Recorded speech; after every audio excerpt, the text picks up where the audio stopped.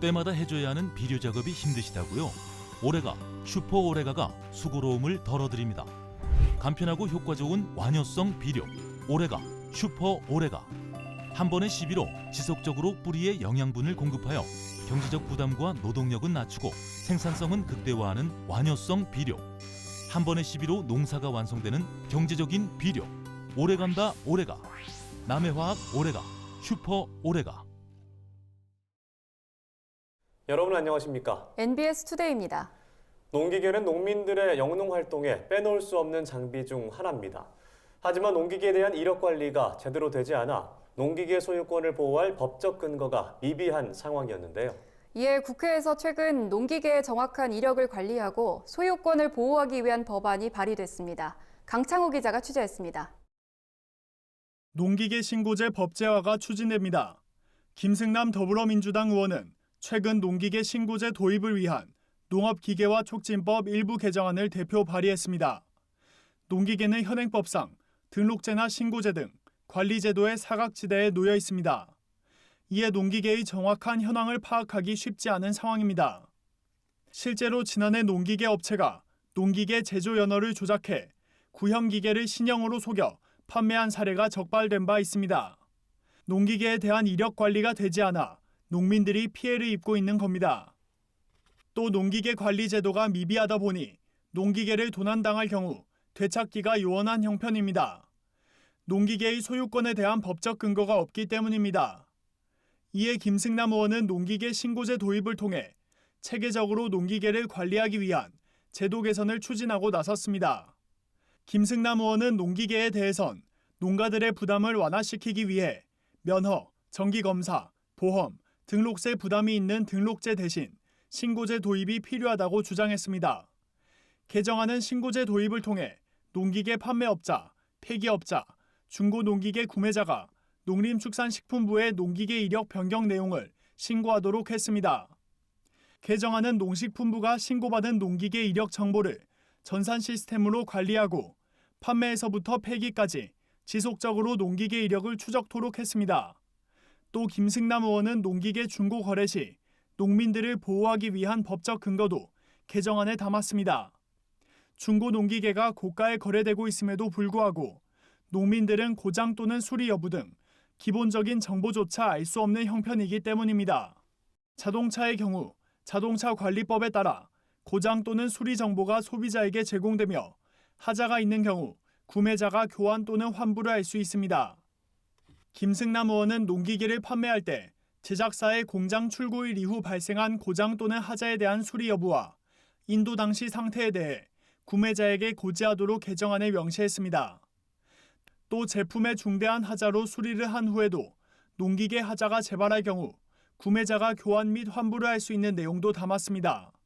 김승남 의원은 지난해 트랙터 평균 판매 가격은 약 4,700만 원으로 고가에 거래되고 있지만 도난당하면 누구의 소유인지 확인할 방법이 없는 게 현실이라며 개정안을 통해 농민들의 농기계 소유권을 보호하고 투명한 중고거래에도 도움이 되기를 기대한다고 말했습니다.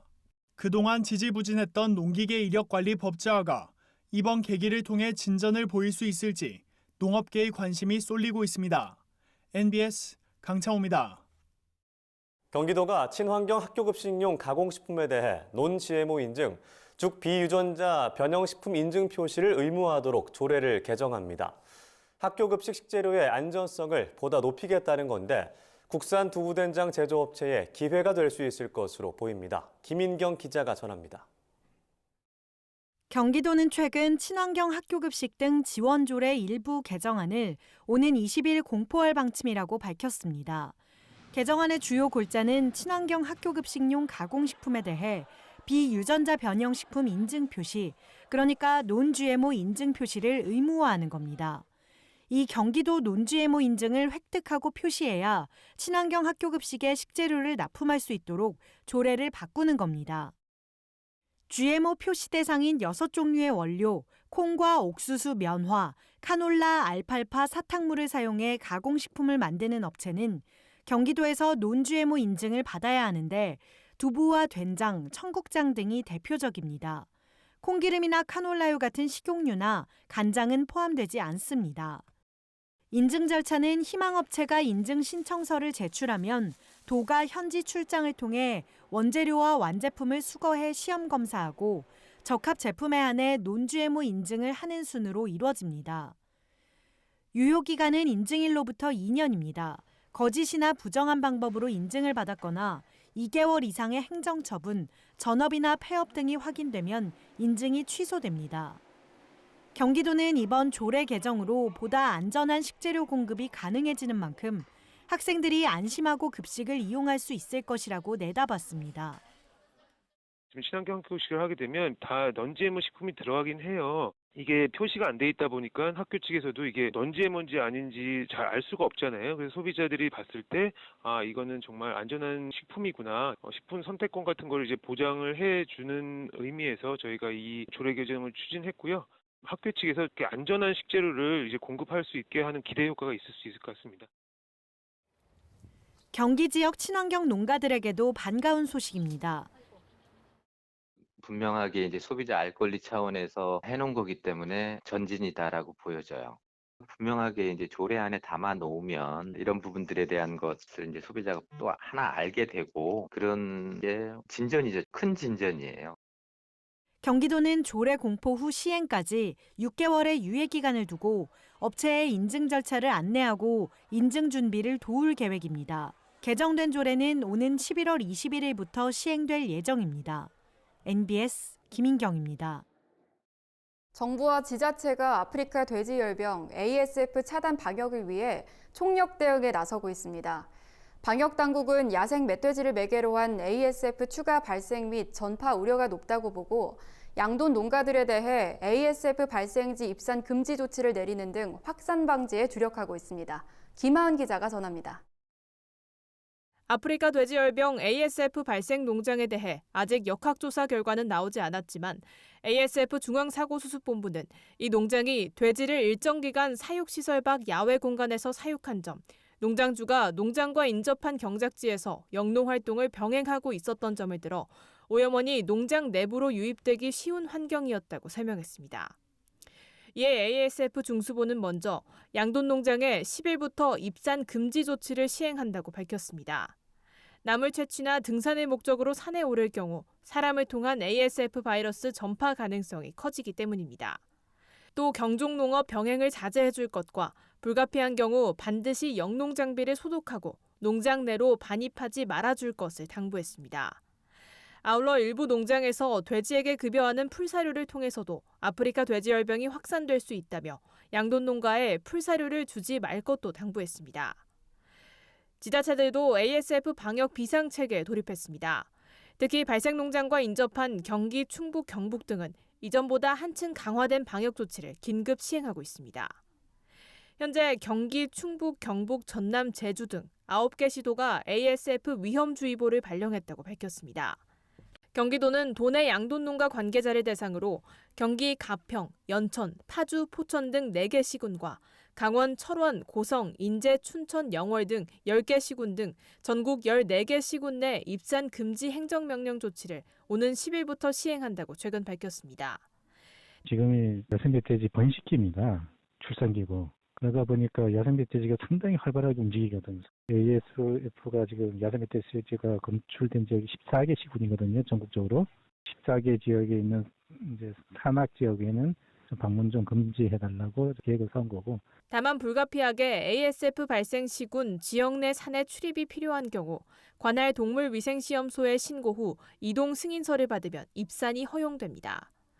경북도는 북부 지역 내 10개 시군 내 위치한 양돈 농가에 2주간 살아있는 돼지 및 분뇨의 권역 외 이동을 금지시키고 권역 내 이동 시 농가당 10마리 이상의 돼지에 대한 사전 검사를 필수적으로 실시하도록 했습니다.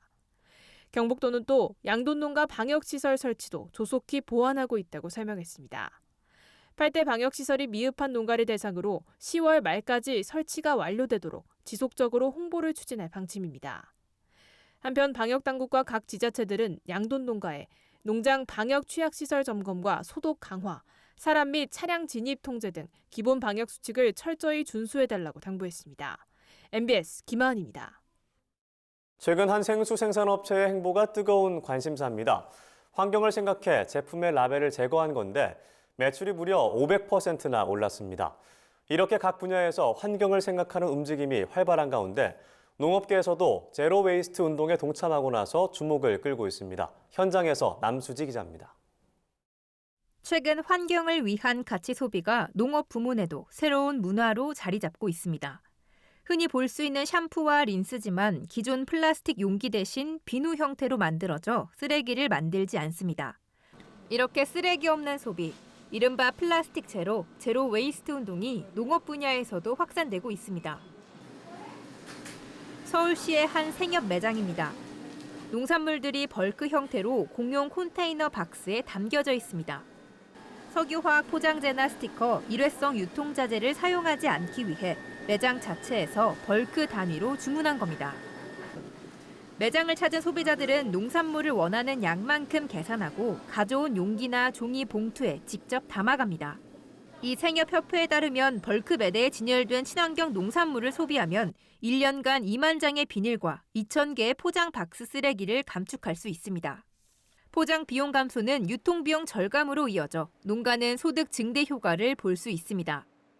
이렇게 친환경 농산물의 생산부터 판매 과정까지 환경을 생각한다는 취지를 담자 소비자들의 만족도도 높습니다. 이 매장에서만 볼 수 있는 특별한 보자기도 있습니다. 마을 주민들이 자투리천으로 만든 보자기인데 비닐 봉투 대신 농산물을 담는 용도로 쓰입니다. 이 매장에서 비닐봉투보다 더 자주 볼 수 있는 보자기입니다.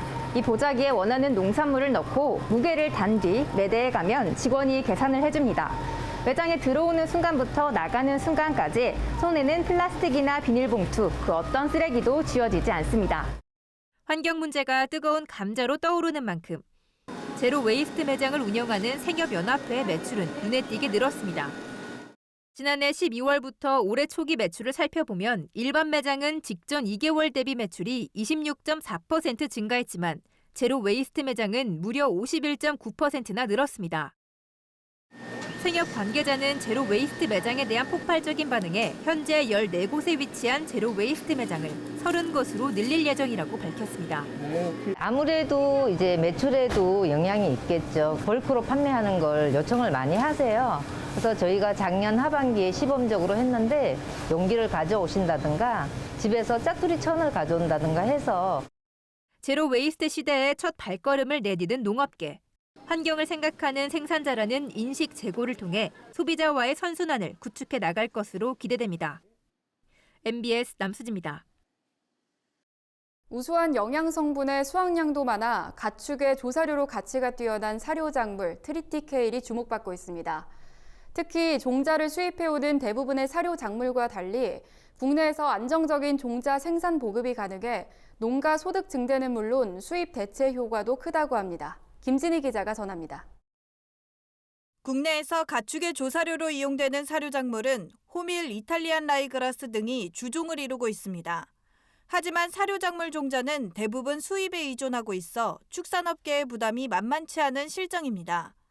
지난해 호밀과 이탈리안 라이그라스의 수입액만 무려 200억 원에 달했습니다. 종자 수입 부담이 커짐에 따라 최근 수입 대체 효과가 기대되는 국내 육성 트리티케일 조성 품종이 주목받고 있습니다. 트리티케일은 밀과 호밀을 교잡해 만든 작물로 가축이 좋아하는 밀의 특성과 추위에 잘 견디는 토밀의 특성을 동시에 지녀 추위에 강하고 영양분과 수확량도 많아 사료적 가치가 높습니다. 농촌진흥청 분석 결과 트리티케일은 가축의 영양소를 책임지는 단백질 함량이 12.5%, 가소화 양분 함량이 70.5%로 호밀과 이탈리안 라이그라스보다 높게 나왔습니다. 트리티케일의 수확량 또한 1헥타르당 8.6톤으로 호밀 5.8톤, 이탈리안 라이그라스 8.1톤보다 많습니다. 트리티케일의 사료적 가치가 높은 만큼 앞으로 재배농가와 축산업계의 소득 증대에도 도움이 될 것으로 기대됩니다. 트리티케일을 재배했을 때 농가 소득은 1헥타르당 133만 9천 원으로 조사료 재배 평균 소득보다 4만 7천 원 높습니다. 또한 실제로 소들에게 트리티케일을 먹일 경우 일반 조사료를 줄 때보다 육성 후의 일당 증체량이 더 높은 것으로 나타났습니다. 호밀은 90% 이상이 수입하고 있습니다. 근데 이 트리티케일은 농가에서 쉽게 체중이 가능해서요. 트리티케일을 이용한다면 조사료 종자 자급률 향상에 크게 기여할 것입니다. 하지만 이 같은 기대 효과에도 트리티케일 재배 면적은 450헥타르 정도로 이탈리안 라이그라스와 호밀, 청보리에 비해 매우 적은 편입니다. 한우 사육 농가가 많은 전북 장수구는 현재 트리티케일 재배 면적의 28.8%를 차지하고 있으며 2025년까지 3배 이상 확대할 계획입니다. MBS 김진입니다. 이어서 간추린 소식입니다. 경남도가 봄철 농번기를 맞아 5월에서 6월 2달간 농촌 일손 돕기 운동을 전개한다고 최근 밝혔습니다. 특히 도는 5월을 중점 추진 기간으로 지정하고 기존 양파, 마늘, 과수 농가뿐만 아니라 코로나19로 어려움을 겪은 겨울 수박, 화훼 농가 등 피해 농가 일손 돕기를 추진한다고 설명했습니다. 이를 위해 도와 시군 농협에서는 농촌 일손 돕기 추진센터를 설치하고 일손이 부족한 농가에 농촌 일손 돕기 희망자를 적재적소에 중개할 계획입니다. 한편 일손 돕기가 필요한 농가는 추진센터에 신청하면 공공기관, 자원봉사단체, 기업 등의 지원을 받을 수 있습니다. 국립농산물품질관리원은 친환경 농식품 인증 갱신 또는 인증 신청 농업인 등 약 3만 6천여 명을 대상으로 2021년 친환경 농업 의무 교육을 추진한다고 밝혔습니다. 친환경 인증 또는 인증 신청 농업인과 친환경 농식품 취급자는 2년마다 2시간의 의무 교육을 이수해야 하며 올해 교육은 5월부터 12월까지 집합교육 또는 온라인 교육으로 추진됩니다. 교육 분야는 농산, 축산, 가공, 취급 등 3개 분야로 구분됩니다.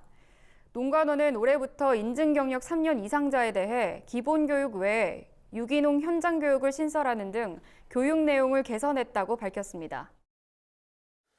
제주도는 밭작물 토양 생태 환경 보전 사업 신청을 접수한다고 최근 밝혔습니다. 해당 사업은 휴경 또는 녹비 작물 재배 등을 통해 지력 향상과 생태 환경 보전 및 월동 채소 수급 조절을 위해 추진하는 사업입니다. 사업 신청은 오는 31일까지 농지 소재지 읍면동 주민센터에서 접수받고 있으며 휴경 여부 등 이행 점검을 통해 12월 중 1헥타르당 380만 원을 농가별로 일괄 지급할 계획입니다. 신청 농가는 사업비를 지급받기 위해 사업 신청일로부터 2022년 3월까지 휴경하거나 녹비, 식량 작물 등 지정 품목만을 재배해야 합니다. 농협 사랑의 집 고치기 농가 희망봉사단과 충남 농협 임직원 등 50여 명은 7일 충남 당진시에서 15농가를 대상으로 봉사활동을 벌이고 순성면 검은들마을 다목적회관에 가전제품과 생활용품을 전달했습니다. 이날 봉사활동에는 어기구 더불어민주당 의원, 최창용 당진시의회 의장, 이성희 농협중앙회장 등이 참석했으며 참석자들은 관내 농가의 미장, 도배 작업 등 시설 개선과 환경 정리에 동참했습니다. 이성희 농협중앙회장은 농촌의 생기와 활력을 더하게 돼 기쁘다며 앞으로도 농업인 삶의 질 향상을 위해 앞장서겠다고 말했습니다. 한편 2005년 농협 직원들이 자발적으로 결성한 사랑의 집 고치기 농가 희망봉사단은 현재까지 8,400여 명이 811가구를 대상으로 노후 주택 수리 등 봉사활동을 전개해왔습니다.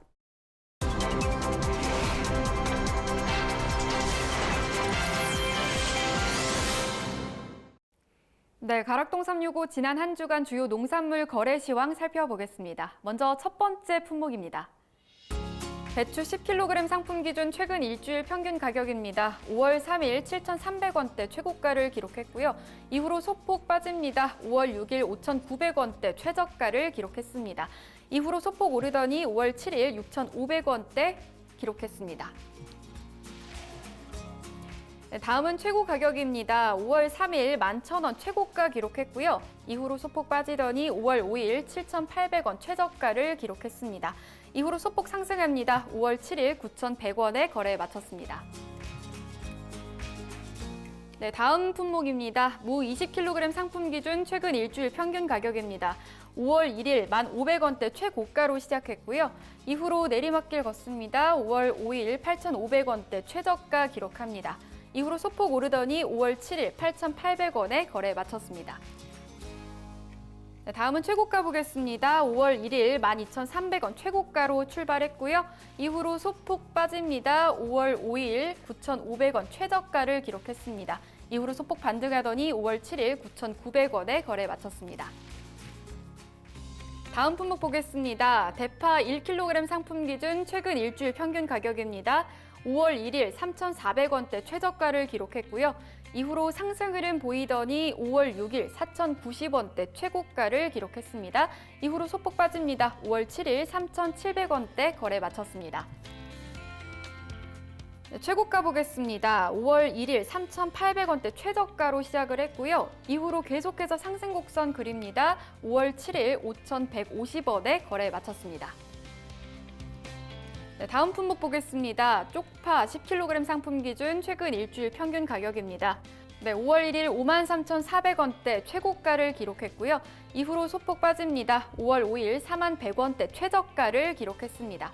이후로 다시 상승 흐름 보입니다. 5월 7일 47,800원대에 거래 마쳤습니다. 다음은 최고가입니다. 5월 4일 45,000원 최저가를 기록했고요. 이후로 상승 흐름 보입니다. 5월 6일 59,000원 최고가를 기록했고요. 이후로 소폭 빠집니다. 5월 7일 52,000원에 거래 마쳤습니다. 다음 상품 보겠습니다. 양배추 8kg 상품 기준 최근 일주일 평균 가격입니다. 5월 1일 3,900원대 최고가로 시작합니다. 이후로 하락세 보이다가 5월 7일 3,080원대에 거래 마쳤습니다. 다음은 최고가 보겠습니다. 5월 1일 마찬가지로 4,900원 최고가로 시작을 했고요. 이후로 하락 흐름 보이다가 5월 6일 3,600원에 최저가 기록했습니다. 이후로 소폭 반등하면서 5월 7일 3,900원에 거래 마쳤습니다. 다음 품목 보겠습니다. 백다다기 오이 100개 상품 기준 최근 일주일 평균 가격입니다. 5월 4일 38,000원대 최고가 기록했고요. 이후로 빠집니다. 5월 6일 33,300원대 최저가를 기록했습니다. 이후로 소폭 반등하면서 5월 7일 35,700원대에 거래 마쳤습니다. 다음은 최고가 보겠습니다. 5월 4일 41,000원의 최고가 기록했고요. 이후로 소폭 내립니다. 5월 6일 33,000원 최저가를 기록했습니다. 이후로 소폭 반등하면서 5월 7일 37,000원에 거래 마쳤습니다. 다음 품목 보겠습니다. 조선 애호박 20개 상품 기준 최근 일주일 평균 가격입니다. 5월 4일 12,200원대 최고가를 기록했고요. 이후로 횡보하는 흐름 보이다가 5월 7일 11,700원대에 거래 마쳤습니다. 다음은 최고가 보겠습니다. 5월 1일 12,500원 최저가로 시작했고요. 이후로 소폭 오르면서 5월 3일 13,000원 최고가 기록했습니다. 이후로 소폭 빠지는가 싶더니 5월 7일 12,500원에 거래 마쳤습니다. 다음 품목입니다. 부사 사과 10kg 상품 기준 최근 일주일 평균 가격입니다. 5월 5일 48,800원대 최고가를 기록했고요. 이후로 내림세 보이고 있습니다. 5월 6일 34,400원 최저가 기록했습니다. 이후로 소폭 반등하면서 5월 7일 43,000원대에 거래 마쳤습니다. 다음은 최고가 보겠습니다. 5월 3일 58,000원 최고가 기록했고요. 이후로 하락과 상승을 반복하더니 5월 6일 4만원 최저가를 기록했습니다. 이후로 소폭 반등하면서 5월 7일 55,000원에 거래 마쳤습니다. 지금까지 주요 농산물 주간 시황 확인해봤습니다. 이상으로 MBS 투데이 마칩니다. 함께해 주신 여러분 고맙습니다.